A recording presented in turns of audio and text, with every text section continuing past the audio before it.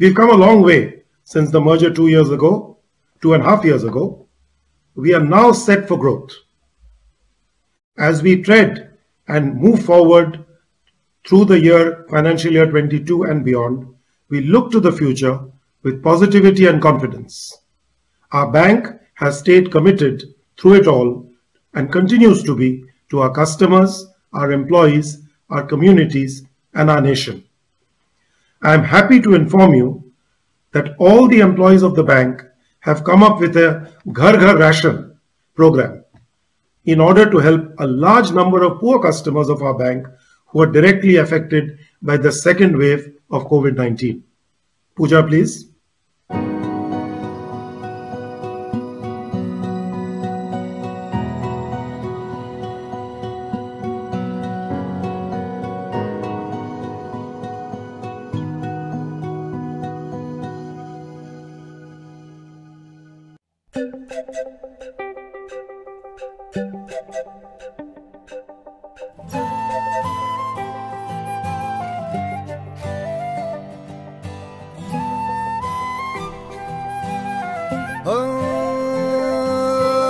मुस्कुराओ तुम जरा, मैं संभाल लूंगा जरूरतों को तेरी आगे मैं रखूंगा।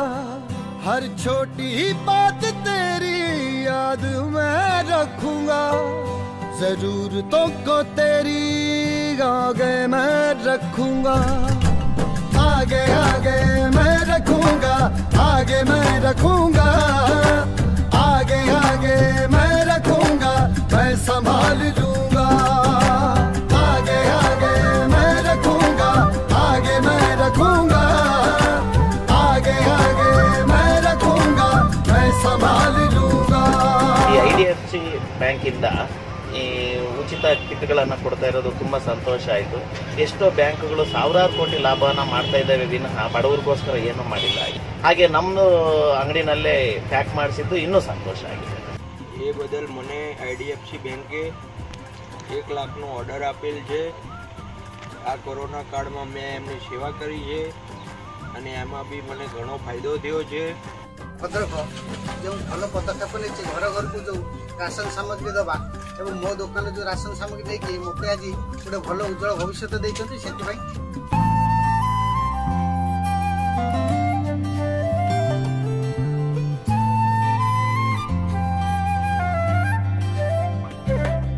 तेरा हाथ जो थामूंगा, आगे आगे तुम्हें रखूंगा। रात और दिन साथ चलूंगा, आगे आगे तुम ही रखूंगा।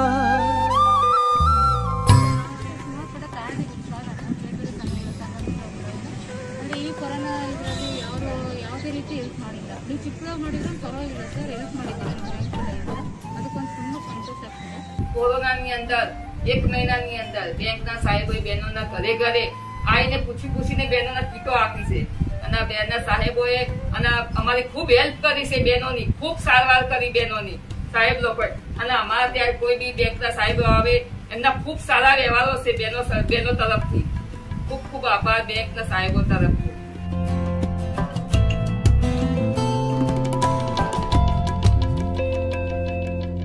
आगे बढ़ने की चाहत को मैं पंख दूंगा, जरूरतों को तेरी आगे मैं रखूंगा।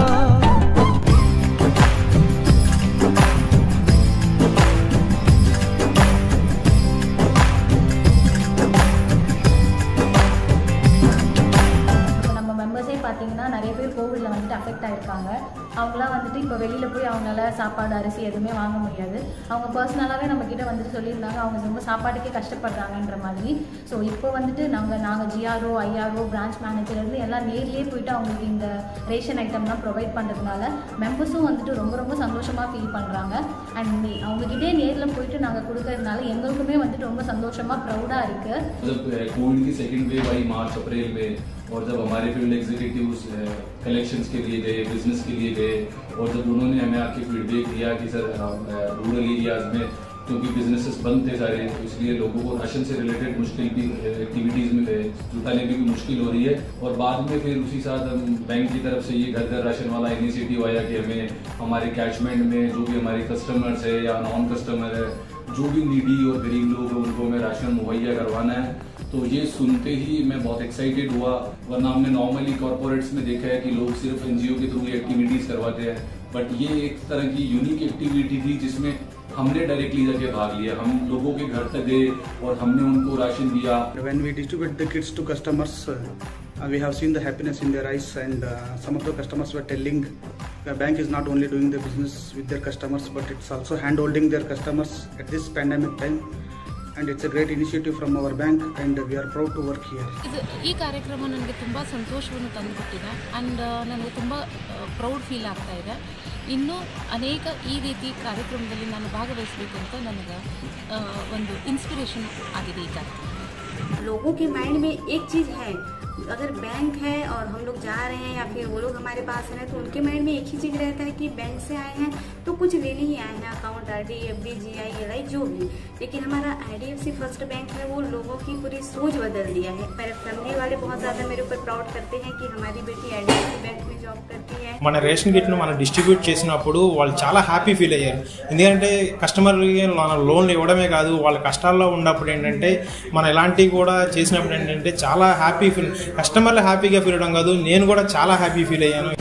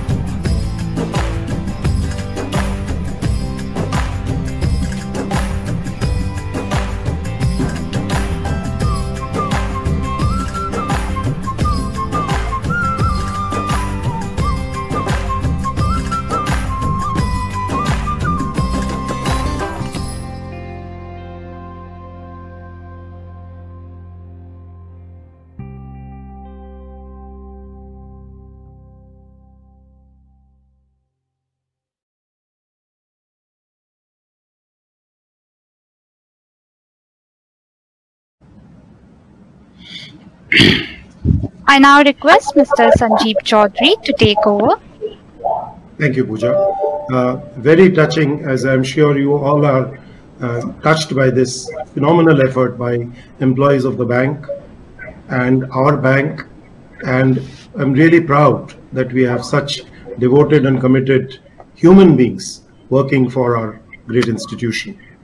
I would like to take this opportunity to thank my fellow board members for their constant support and encouragement, our management and employees for standing by their customers and our other communities, and all our communities whom we serve. On behalf of the board, I would like to thank the Reserve Bank of India for its continuous guidance. I also thank all of you, our shareholders, for your unstinting support to our bank. Thank you very much for this opportunity to speak to you. I would now like to invite Mr. V. Vaidyanathan, the Managing Director and CEO of the bank, to give his views on the way forward of this great bank. Mr. Vaidyanathan, please. Thank you, Chairman Chaudhary, and very happy to speak to all of you shareholders today. This is probably the second or maybe the third time we're interacting, and I am happy to share with you that our bank has actually covered a lot of ground in a very, very short span of time. Let me just say that it just so happens that with the guidance of the board and the guidance of the RBI and support of all of you shareholders, our bank has actually almost hit all the right buttons. Our earliest position we took when we merged together is that we found that we had a very high dependence on so-called bulk deposits, and no CEO ever feels comfortable running a bank like that. So I think in the last 2 years, 2.5 years since the merger, I want to share with you that we have raised our retail deposits by 53,500 crores. I think it would be probably one of the larger raises if you think about in the banking system. And the important strategic call we took was that we are not going to deploy all this money for loans. We did the following. We closed bulk deposits of 17,000 crores. We closed about 16,000 crores of certificates of deposits, and we closed another about 10,000 crores of few other deposits. So the point is that this was an important strategic call taken, and this call is so useful because when COVID arrived, we were already sitting in a situation where we were very, very liquid, and we could live through that situation rather comfortably, which is otherwise a pretty hard event to go through. The second big strategic call we took at that point of time is that we want to reduce our exposure or percentage of exposure to the large institutions, the large exposures we have. I'll share the numbers with you later in the presentation.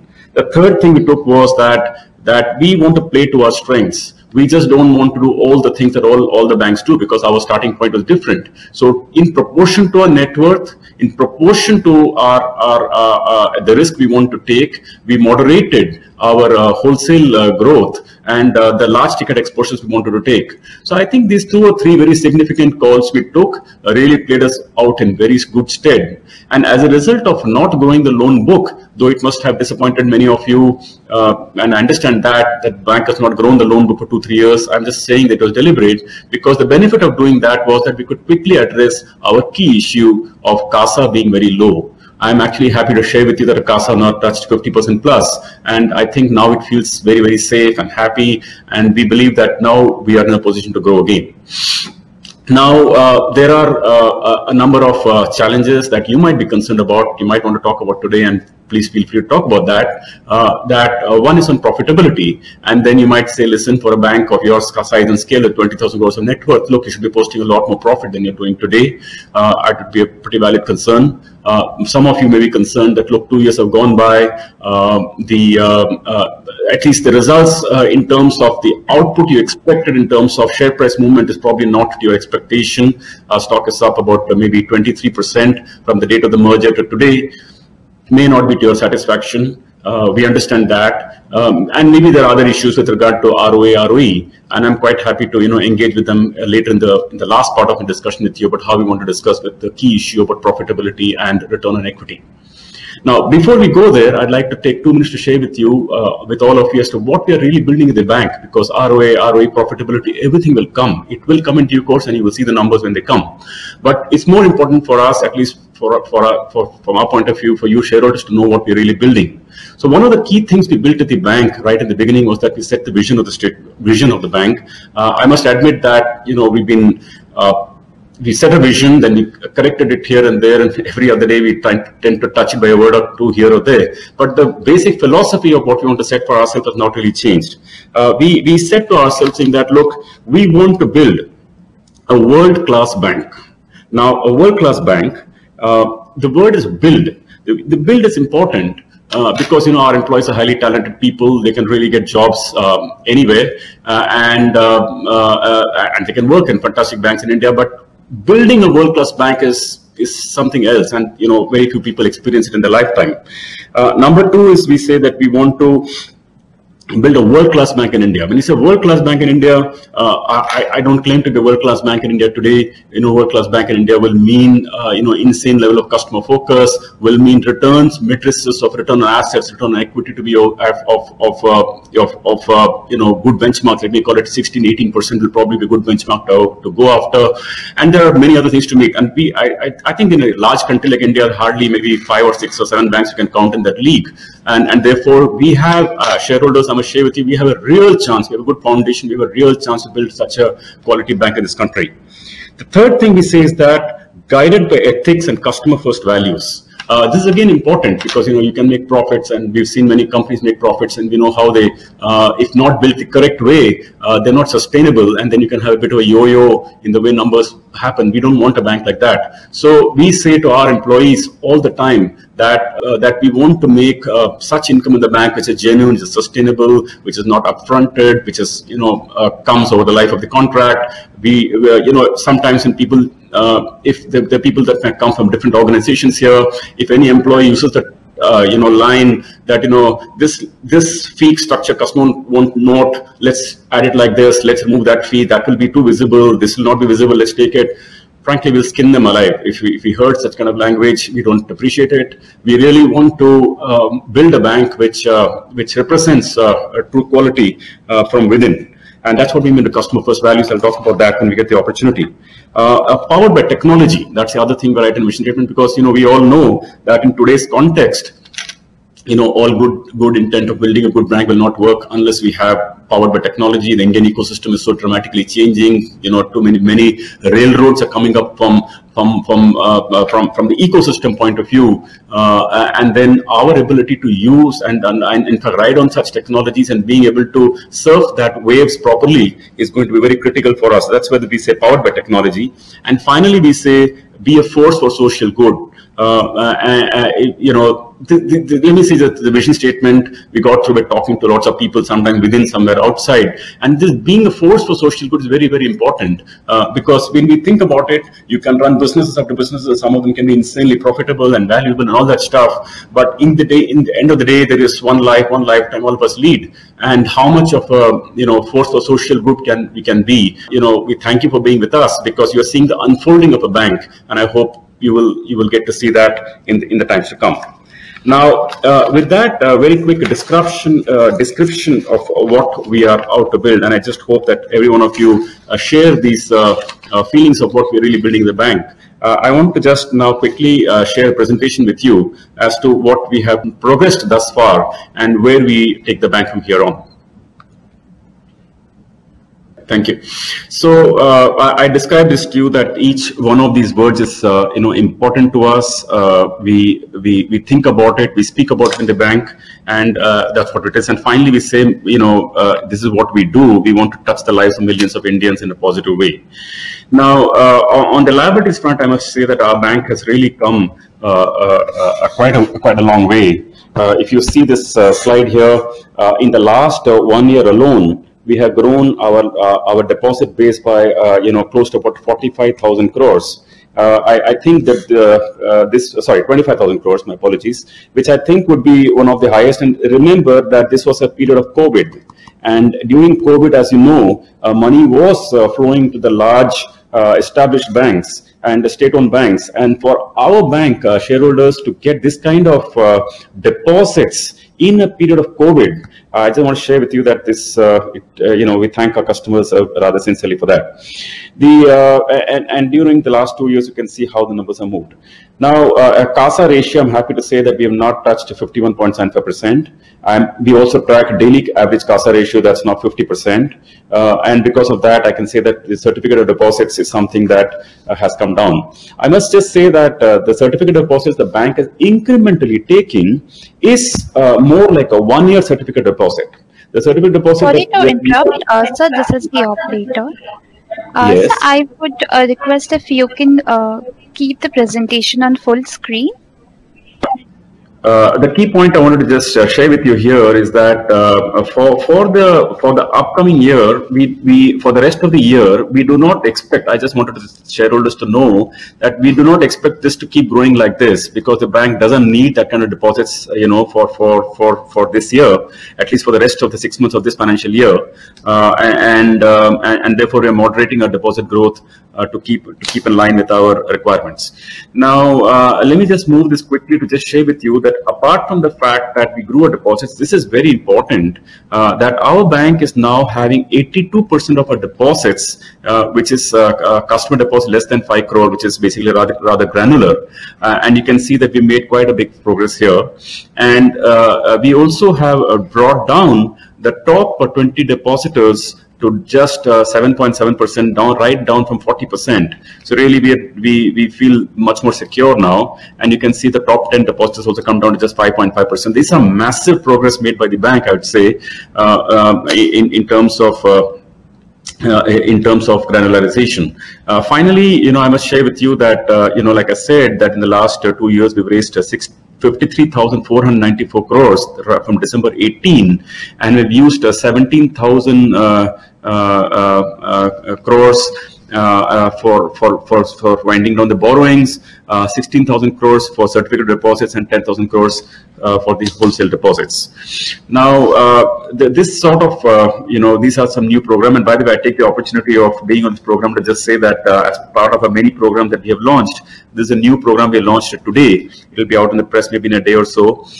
Basically, we are offering a 1% cash back to all customers using a debit card.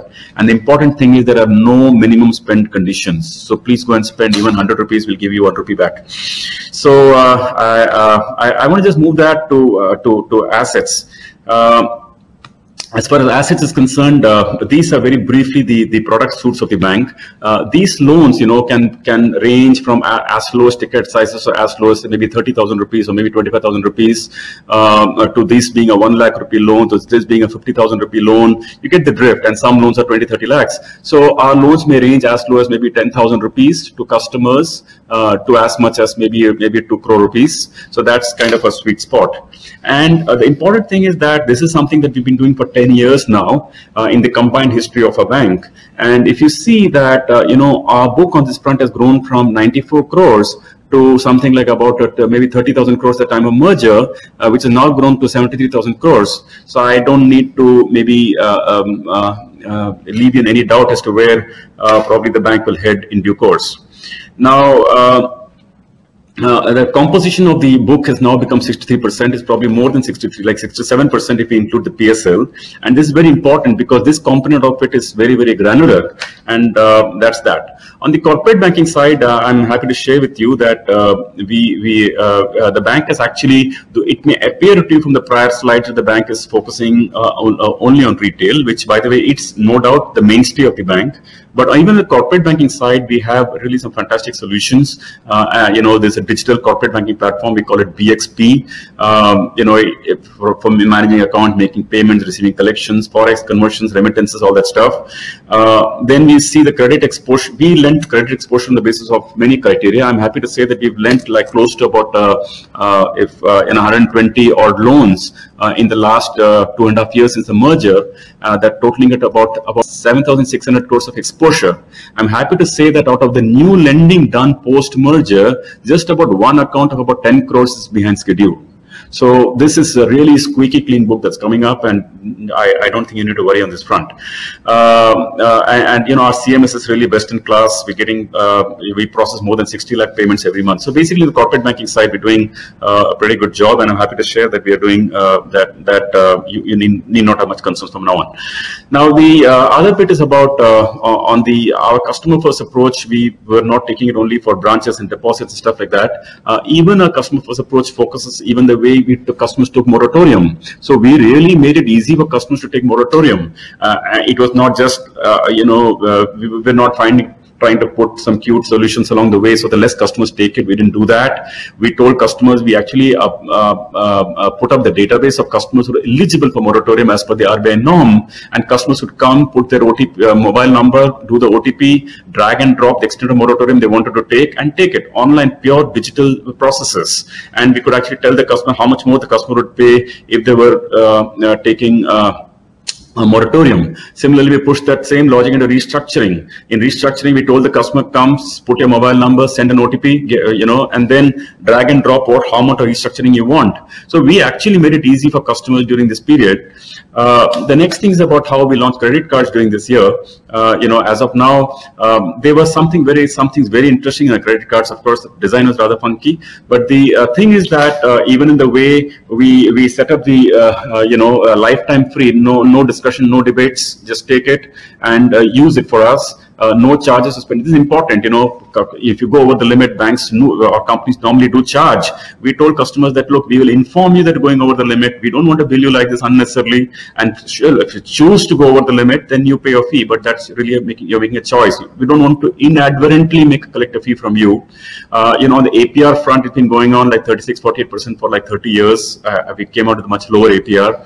Rewards point is very easy. We are one of the very few reward systems in the country as of now, where actually whatever reward points you have, you can buy anything with the reward points, anything. There are no pre-packaged goods that you will have to buy to consume the points. The journey is really simple. You go to the next online site and you purchase your goods and just use the points and purchase. So we have no limits of what you want to buy with, no restrictions. And finally, interest free, all over the world, when customers withdraw cash, they pay a hell of a price for that. We made it interest free. So all I wanted to say is that this philosophy of customer first is something that we take very seriously, and we believe that the earnings from this sort of approach will be very much more sustainable. If any of you therefore not having a bank account with us, please open with us and enjoy our card or service, and I hope we can live up to expectations. Next thing is about asset quality. I just want to share with you that what are we looking out in asset quality? I'd like to put it straight up front as to what are we shooting for. We are targeting the bank to be on a stable basis, 2% gross NPA, 1% net NPA, and credit loss of 2%. This is how we are constructing our bank on the basis of the business models we are building. Now we will keep iterating this from time to time to get here. As part of asset quality, again, I must tell you that asset quality, infrastructure financing, which is, our NPA here is close to about 15%. I'm happy to say that this has already come down to 10,000 crores. And we're feeling broadly comfortable with this, except for one account, which is about 850 crore account, which has now slipped NPA recently. We believe economically we'll get the money back, but it's behind schedule. The other account thing is that infrastructure portfolio as such also, now we have brought it down from 21% to 9%. The asset, the top 10 borrowers I referred to earlier has now come to only 5.9%. This is very important. Over and above the disclosed NPA, our bank flags the accounts that are not at NPA, but we see them as stressed. And we call them identified stressed accounts. I'm happy to share that that number of identified stressed has already come down from 4,000 crores to actually this number is 2264, but if you take the latest June numbers, something as low as like 1300 crores. And this, of course, excluding the one telecom account, we'll talk about it. Then we have asset, on the retail side, I'm happy to share that customer new to credit customers, even before COVID, COVID happened somewhere here, but even before COVID, we've been bringing down the new to credit customers, which is basically getting safer and safer credit. That doesn't mean we do not like to do. Our original DNA has always been to be able to finance the people who are underserved and so on, which we'll continue to do. But, more as a bank, we want to just get to a more, let me say, a lesser riskier segments, even if it gives us a little lesser income. And our economics now support it. Economics meaning the cost of funds being low. The other thing about we've done in terms of asset quality is that customers having a bureau score of greater than 700, now that number has touched 83, which means that not only the number of customers who are taking, having a credit bureau record has increased, the percentage of customers within that having 700 has increased as well. Now, as far as asset quality is concerned, on what basis are we guiding for 2% gross, 1% net, and 2% credit loss? On what basis do we make the statements? I'd like to share with you that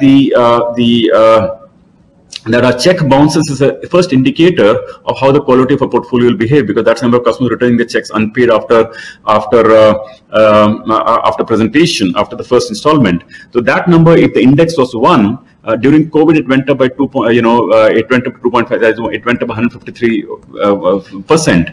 Now it's now come down to 1.8, like as good as almost there. This is very important, very, very important. That pre-COVID, then there's no COVID. In early bucket, we used to collect 98.8%. Post-COVID, in the month of August that we are already been through, this number has crossed 99.5%. So I'm happy to share with you that the post-COVID numbers actually exceeded the pre-COVID, and therefore that gives us the confidence to say those numbers to you. Lastly, I must point out to you that we have a track record. One COVID shouldn't really scare us off. We learn from it, we have to move on. But, for 10 years at a stretch, our gross has been under 2%, and for net NPA has been less than 1%. And remember, at that point in time, we were playing a relatively riskier segment, some of these portfolios. Now, post-COVID, let me say that during COVID, this number, of course, the gross as a bank has now gone to 4% plus, but we believe it will come down back to the numbers, etc. So just think about it like a COVID is an event we had and we learned from, but we do take confidence from a long track record of how we do our portfolio analytics and all that. Last bit to share to you is about profitability.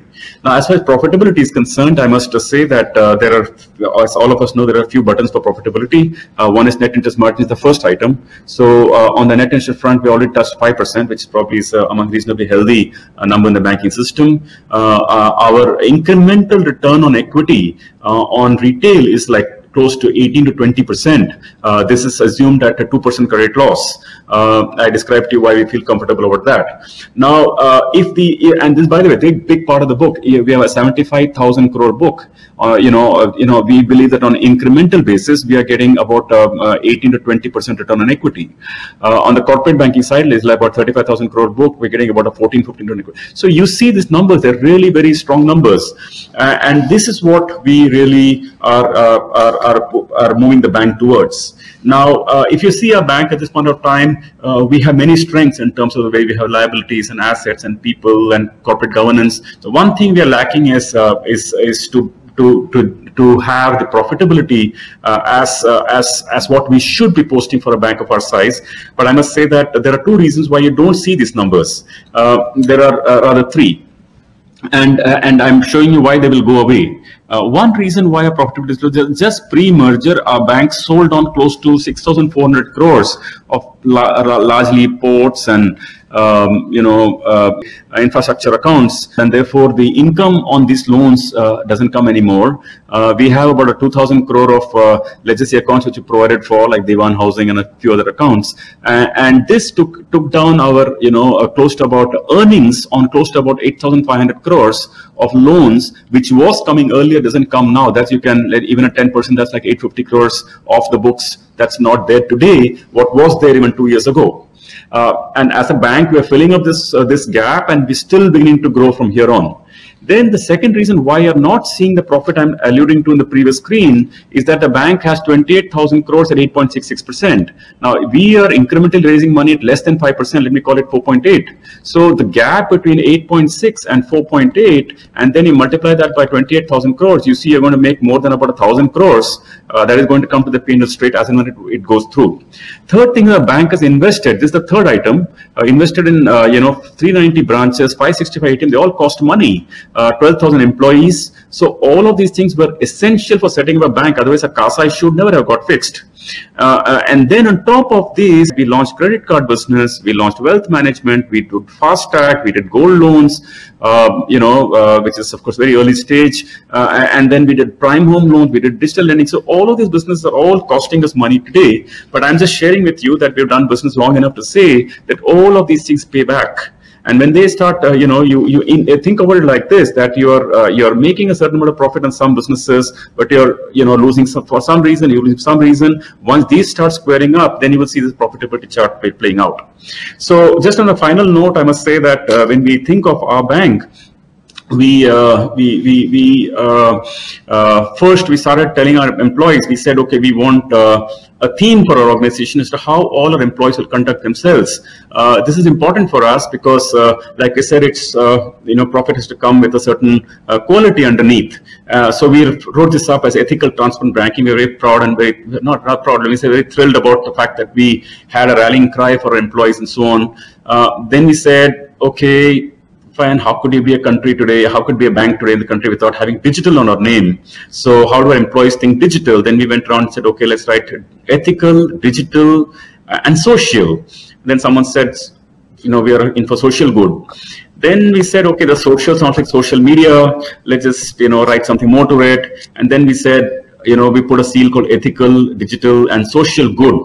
So let me just say that at this point of time,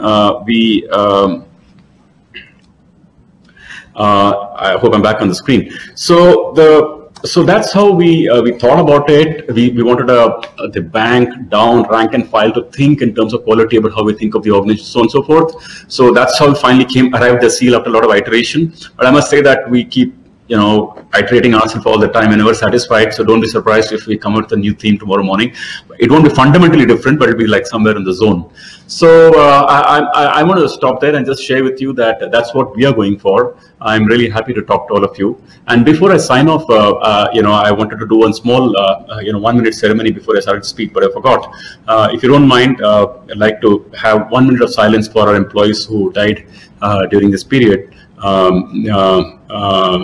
We lost 24 employees, and we have close to about 24,000 employees. So just a silence.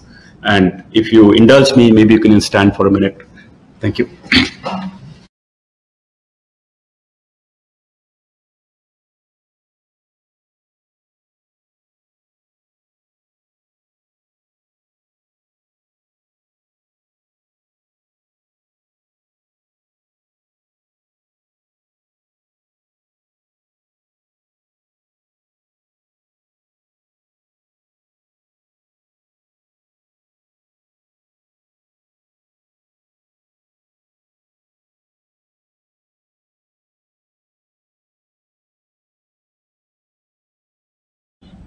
I must thank everybody and for that.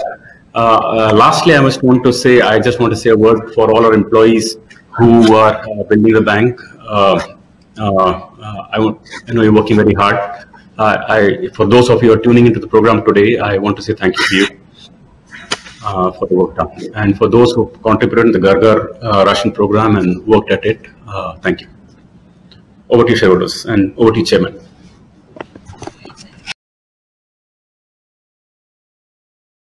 First of all, thank you all shareholders for spending patient time with us, giving us inputs. For those of you who encouraged us and appreciated our staff, thank you. And for those of us who gave us suggestions, thank you for that also. The key question that some of you are asked is, what is the future? What is the future plan? How is the profitability going to come? So let me just take the opportunity of sharing one very key input with you, and this slide will help you.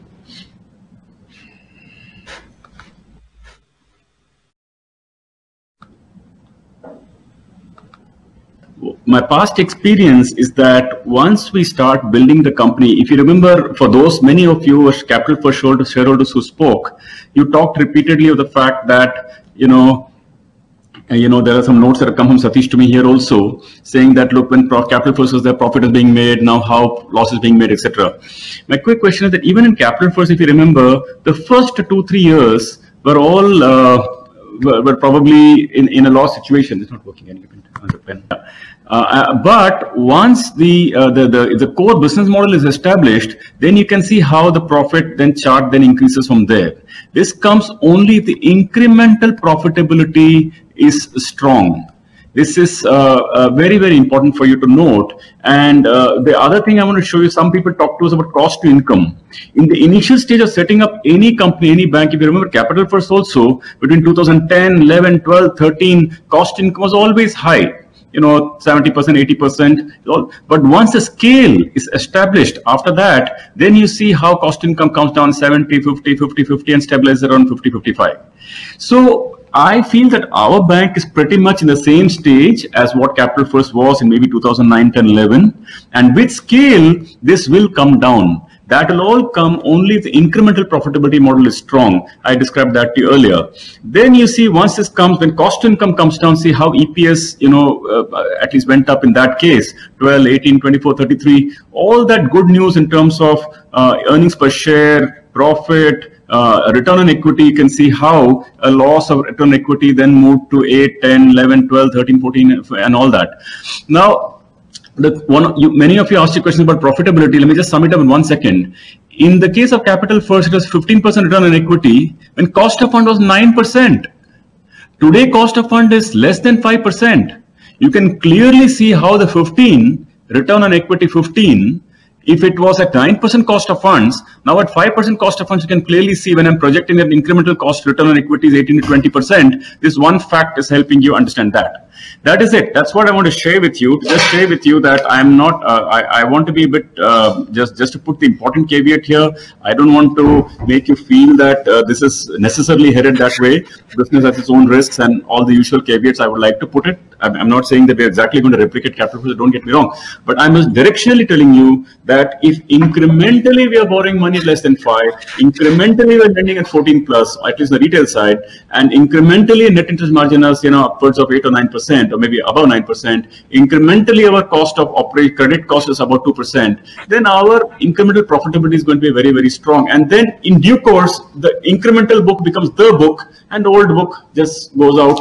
And this one, it goes out. The second thing is that some of you people make comments in here also saying that, look, is it because of legacy accounts? I want to be a little honest about this. It is very easy for me to judge, or any of us to judge in hindsight, saying that legacy accounts as if anybody did a bad job before. Just the nature of the cycle. That infrastructure was it was the nature of the cycle that roads, ports, and many of those businesses completely went downwards. I'm not sure. I certainly would not connect it to, anybody else in the prior management doing a bad job and so don't, I certainly will not want to venture there. Just want to be clear about that. Just cycle is nature of the beast of the infrastructure financing, but we are taking it through the P&L at this point of time. Number 3, with regard to sorry, I get the questions one by one.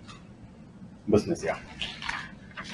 Number 3, with regard to how will the cost of funds, now that the bank has brought down the interest rates, how will the bank grow deposits? Let me just quickly share with you that we have done our liquidity planning. Our liquidity at this point of time is running in excess of 170 to 180%. That means that the bank has excess cash, like excess over the normal requirement. Normally, every bank keeps some cash, keeps some reserve cash over and above. We are sitting on much more liquidity than that. On top of that, we are unable to even utilize a large number of low-cost lines available to us. To give you an idea, for example, some of the money that we raised recently was like at about like 5% or something for 2 or 3 year money. That's so cheap. Now, therefore, or in less than 5, actually 4.4, 4.5%, something like that. So, therefore, our bank feels at this point of time that if the deposit slows down, it is good for us. Therefore, I'd like you to have one expectation and be aware that in the coming quarter, i.e. in the September ending quarter and in the December ending quarter and the March ending quarter, you are not going to see increase in deposits in the bank in any significant manner. Last year, you saw it grow by 25,000 crores. I can tell you, if we want, we will raise it. It's very easy for us. We could raise money even in COVID time. We could raise money even pre-COVID time when a bank was in early stage. Now for us, raising money is no problem. So short point is that you will see that our deposits will stabilize, probably just grow by a few thousand crores a quarter, if at all it grows, but don't bother about it. It is planned that way. Now, the next question is about how our cost of funds is expected to play out from here. Definitely, we feel that we have already brought down the cost of funds. In fact, as we speak today or tomorrow, I think maybe today already, we have reduced the fixed deposit rate of interest rates further. Now we are among the lowest payments in terms of fixed deposit rates in the country. By about 75 basis points, we reduced between yesterday and today. Now, it is deliberate again because I told you our coffers are full and we don't need any more deposits. I don't claim no more deposits. We appreciate customers' business. We really want it in that sense. We want to build a customer relationship. But I want to share with you that our coffers are kind of rather running full. Now, with regard to how many branches are there in Mumbai, currently, we have 39 branches. Many people asked a strategy about opening branches. I must say that we are going to slow down the rate of growth of branches now in the bank. First few years, we put up close to about 400 branches, 390 branches. But now we're going to slow it down because, like I said, deposits are coming in so very much. But still, we'll keep our lines open. The other thing is our options open. Sorry. Next question is that somebody asked whether interest rates we will stabilize it from here. We will not increase it from here. Well, listen, I make no such comments. We are a bank. It's like this interest rate is like a tap for us. If we need more deposits, we will raise it. If tomorrow the business on the lending side grows a lot and we feel the need for raising, we will raise it. If we have need to reduce it, we'll reduce it. That's how the nature of it is. Only thing is that as a fixed deposit is concerned, all past fixed deposit contracts will be honored. That's how it works. So another person, Mr. Tamal, asked about what do you expect NIM, will it be sustained? Yes, the NIM will sustain. We don't worry about it. Frankly, we expect it to increase from here because I told you incremental net interest margin are strong. Whether RBI circular on current account will bother us, kind of there were a few customers whom we had to let go as part of the process. Some came to us, but broadly, we are, frankly, generally speaking, if you see the CA and the SA, our current account share is relatively low. It's maybe about 15% of the CASA. I think other banks, or good banks who have already evolved in this space are maybe even more like 25-30%. So we have some work to do on that front, and we are focusing on it, and we will work on that zone. Once we get the flow of the customer, and we worked out many schemes for that, we will be able to increase our current account percentage anyway, irrespective of the RBI norm. How do we become a primary bank of the customer? Primary bank, yes, I'm just saying that let's not forget that we're just a 5-year-old bank, and even over the 5 years, I think that the acceleration most customers have we've had in the last 2 years. Now, obviously, all our customers, maybe a good portion of customers, are already banking with someone else. So it will take time for us to become primary bank. But the good news is I'm sharing with you that most customers who experience us really appreciate our services. I mean, we see our internal numbers. Of course, there are complaints. There could be issues, glitch, etc. But let me just say, most of the customers, we get some huge appreciation when we go and visit the branches. Generally, everybody is very motivated. They feel that customers are appreciating them, and that lifts their spirits. Generally, feeling in the bank is very, very positive. So that also is a very big factor. There may be some gaps in our offering. I think since 2 years, we've covered a lot of gaps, really, in terms. I think we have credit cards now, home loans, car loans, personal loans. We have very soon we're going to have our own DMAT coming up very soon.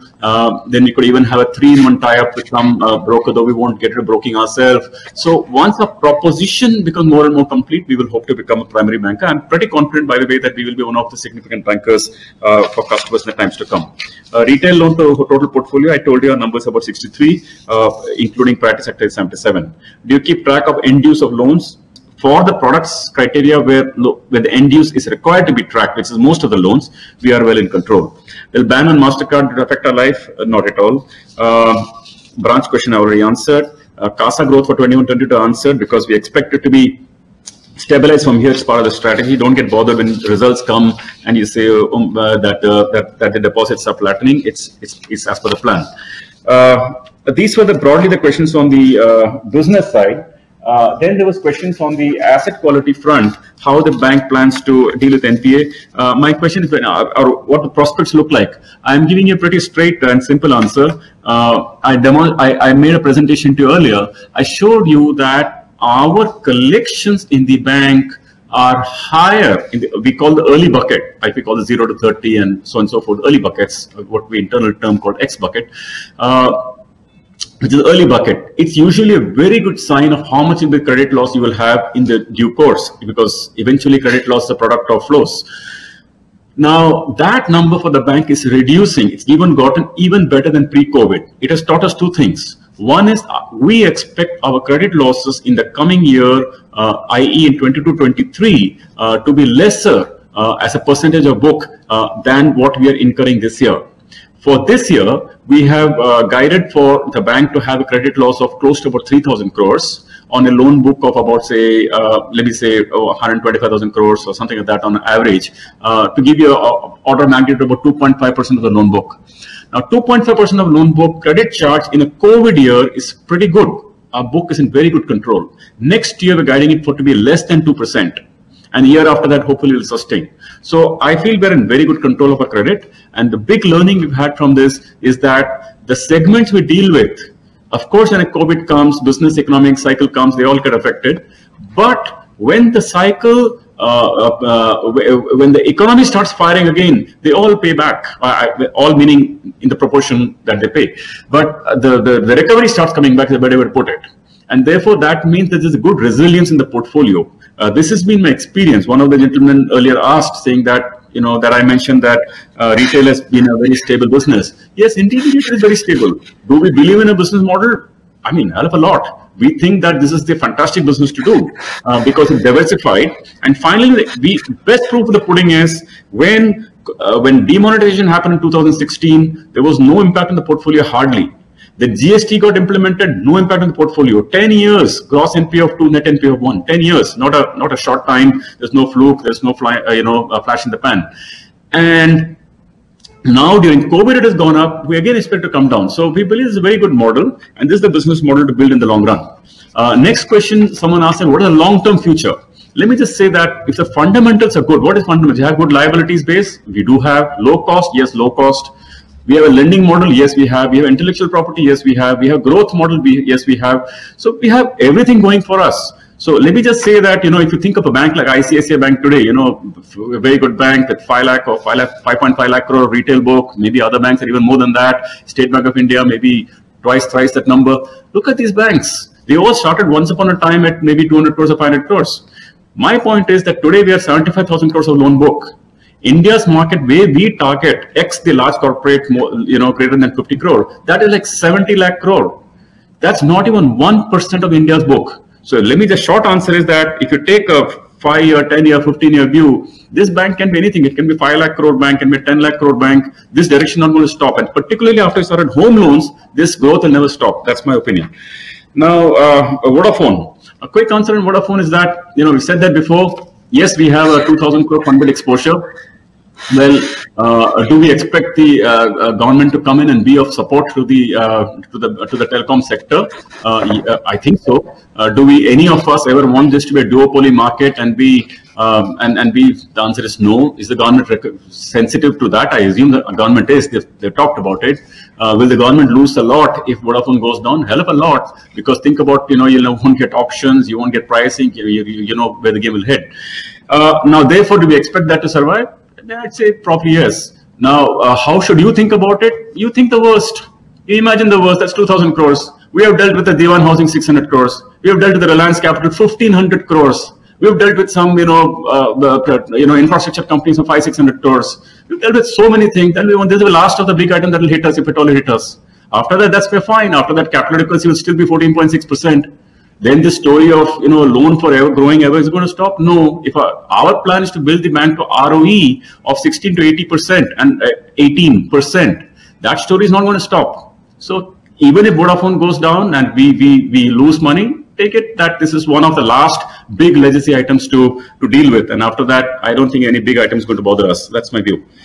Now, next question is steps to reduce NPA. I already answered that. Fraud, there was a 106 crore fraud someone has talked about. Yes, by the way, this 100 crore frauds includes 4 corporate cases of 88 crores. And these 88 crores are part of a consortium lending or multi-banking. Think of it like these are large, medium enterprises kind of loans, 20, 30 crore loans. Some of the trader in Delhi and all that. But we've taken it to the P&L. That's the end of the matter.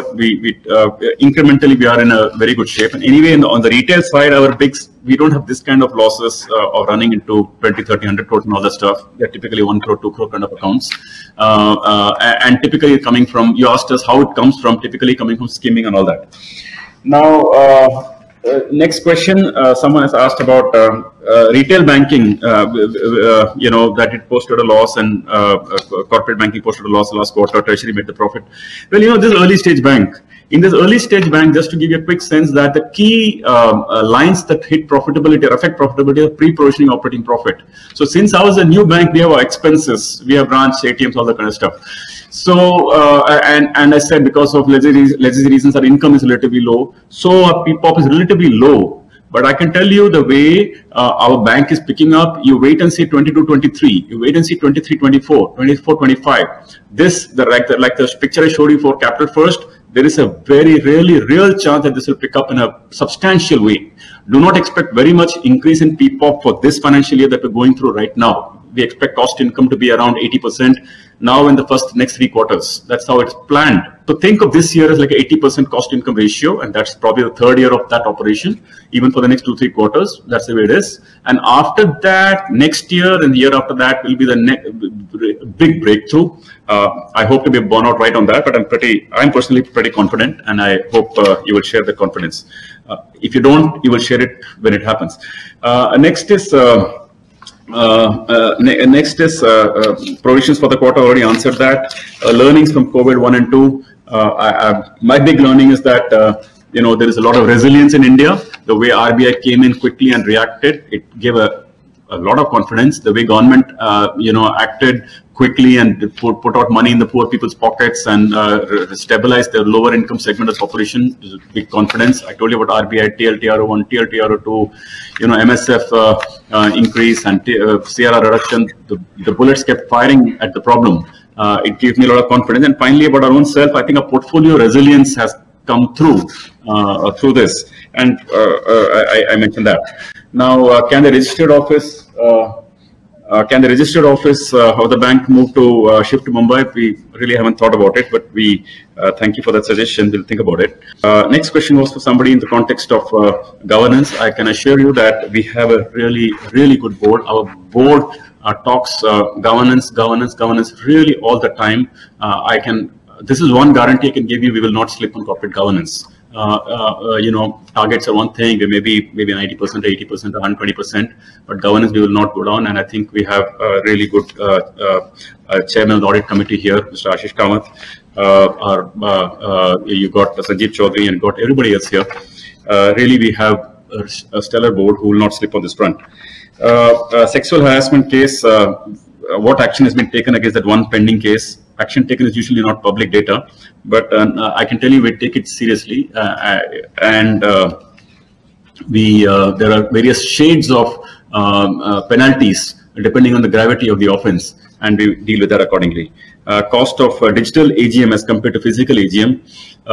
I'm advised that this cost of this annual report creation as well, including the VC, is 30 lakhs, and it is lower than a physical AGM of all the costs put together. Remuneration of non-executive directors. Yes, the limit is 20 lakhs. The proposal is for 16 lakhs. Key thing is that someone made a comment about the amount. We are really very sensitive that the quality of board members is very critical. It's a lakh or two is not the difference. It is the quality of board members, and the direction, the strategic direction, the quality of governance. That is a tremendous value add. I hope all of you will agree with me on that. The steps on steps taken for corporate governance, already answered that question. future capital requirement, capital dilution, well, we are a bank and we are going to grow. And at this point of time, I don't say forever, at this point of time, our growth is going to be a little higher. I told you, we expect to grow at 25% per year for a long time. At this point of time, capital accretion in the bank in terms of return on equity is not 25% or not even 20%. So therefore, to that extent, our capital position will dip over the next maybe year or so, or year and a half, and we'll come back to the market for capital. But the important thing is that the incremental return on capital for the bank is very strong. I described the numbers to you, 18 to 20% for retail and 15% for wholesale. So the incremental utilization of capital, the return on that is very, very good. And like I showed you the prior example, that eventually the incremental becomes the book. And I'm just want to share that with you. The question on profitability expectation for rest of the year and provision expectation for rest of the year. Okay, my answer is pretty simple on that.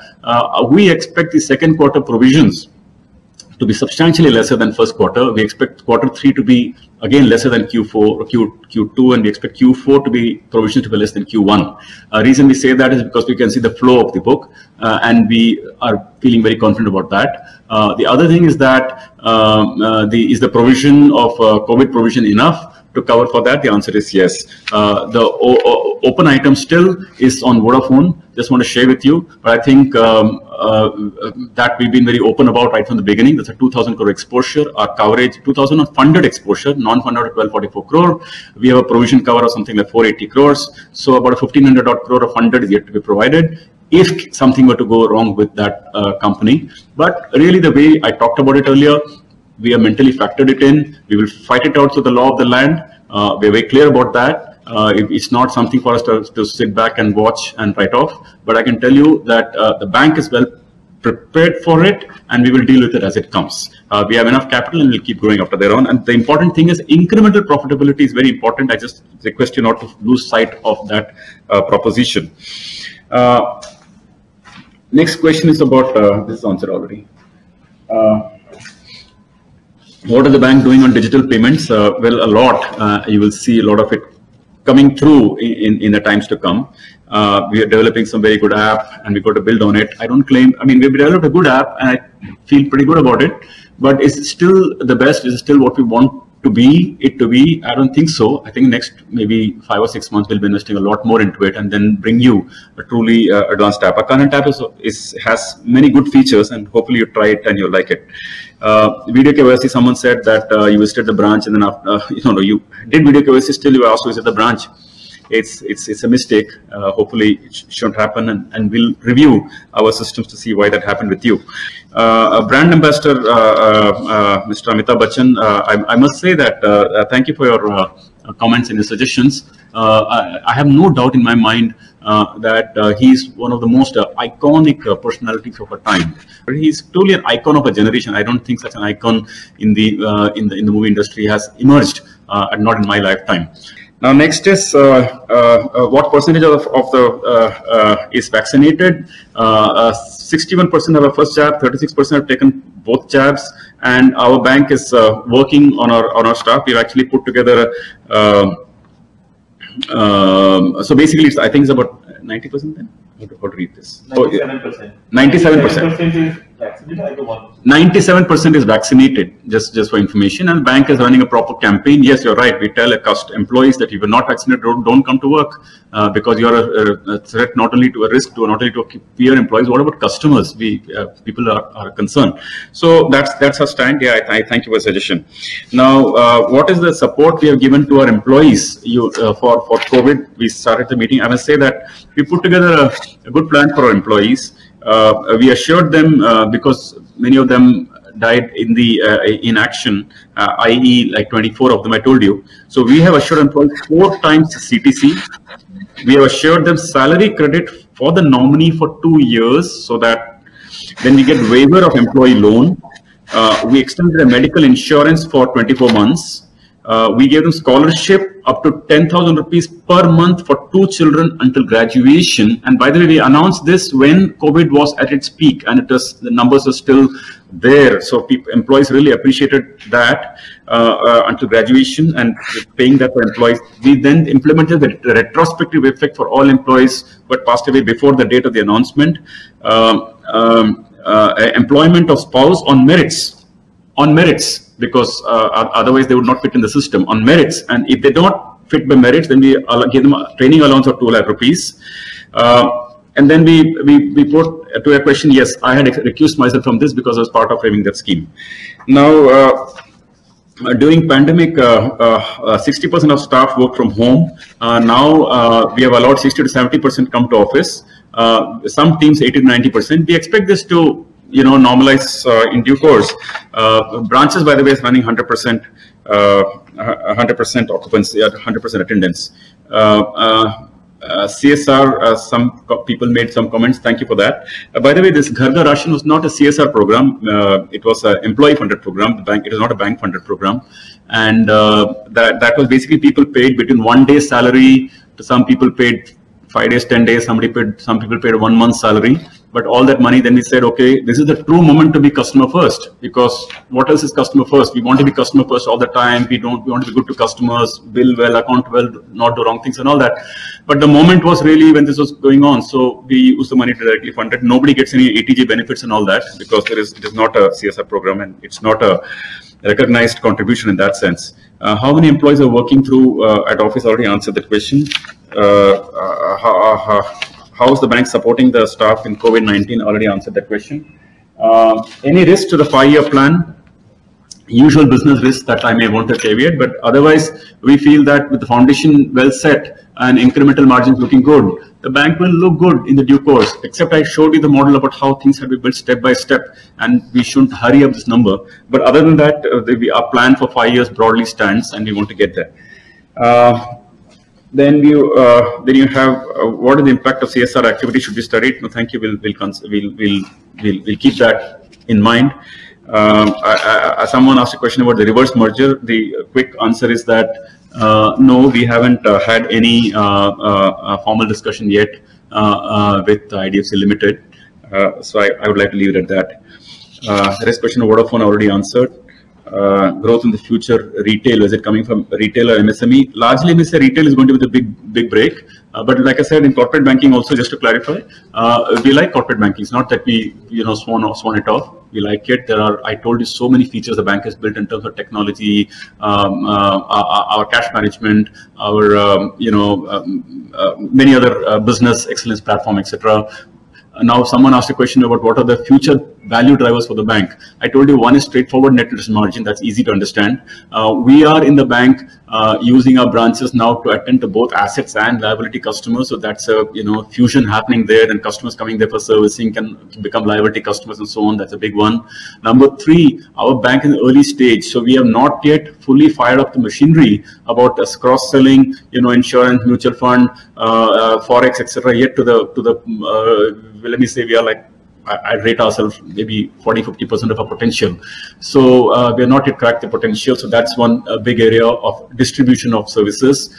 That's a big one to fire. We are doing very well on FASTag. What is the number of FASTags we have? So we have, I don't know the number offhand, but let me just say that we have maybe 2 or 3 million FASTag users. And that's also a source of significant income for the bank. Cash management is a separate business, not really any of these lines of business. That's a line of income. So there are many lines of income that we believe can fire up in the next 4 or 5 years. This early stage of the bank, and by the way, we've got a really fantastic technology platform. We are telling our customers again and again and again, don't missell. Don't, one bad customer experience, then customer really, you lose a lot of faith from the customers. So we don't missell, but we have a full picture that will also fire up productivity. 4.2 million FASTags. So you get the drift that there are many things to fire for the bank, and I'm quite bullish about our own bank. Let me leave it at that. So I think that's the set of questions that we had. My hand is empty. In case anybody has anything, or chairman wants to close the meeting. Thank you, everybody. I must close the meeting by saying that I, once again, on behalf of all our board members, I want to thank all of you for being here and asking us the questions and engaging with us. I speak for our board, and I want to close the meeting by saying that I really thank our board, really valuable and give excellent strategic direction. Thank you. Thank you. Satish, you want to take the next one? I would now request Mr. Madhivanan Balakrishnan, Chief Operating Officer of the bank, to give vote of thanks to the shareholders. Madhi sir? Yeah, thank you, Satish. I hope I am audible. First and foremost, a very good evening to all our dear shareholders. My name is Madhivanan. I'm the Chief Operating Officer of the bank, and I'm attending the meeting through video conference facility from the corporate house of the bank in Mumbai. First and foremost, I would like to thank each and every board member led by our chairman, Mr. Sanjeev Chaudhary, and for the time Mr. Vaidyanath spent, and of course each and of our board members for continuing to be there to guide us through the thick and thin of what was a very difficult year in the face of the pandemic. I would also like to thank our shareholders, bondholders, customers, business correspondents, vendors, clients, financial institutions, the Government of India, the Reserve Bank of India, SEBI, the two exchanges, Ministry of Finance, Ministry of Corporate Affairs, the depositories, credit rating agencies, and other domestic and overseas regulatory authorities for having reposed their confidence in our bank. We acknowledge the support of all our business partners for the great contribution to the growth journey that we spoke about today. I would also like, in this very difficult year, put my sincere acknowledgement and commitment to my colleagues and team members, for all our employees of the bank. Their valuable contribution during this difficult period has enabled the bank to make significant progress towards achieving its objective of becoming a diversified universal bank on a very strong foundation, putting the strong foundations. Last but not the least, I would like to offer my sincere thanks to each and every one of you, dear shareholders, for taking your time out. And I would also like to thank Chorus for putting this entire mechanism through so that we were able to have a very seamless interaction between all of you and the management. I thank you all for your valuable comments, appreciation, criticisms, feedback. At our bank, we take each of these very seriously, and we are committed to create a wonderful bank and create value for all our shareholders. Thank you. Dhanyavad.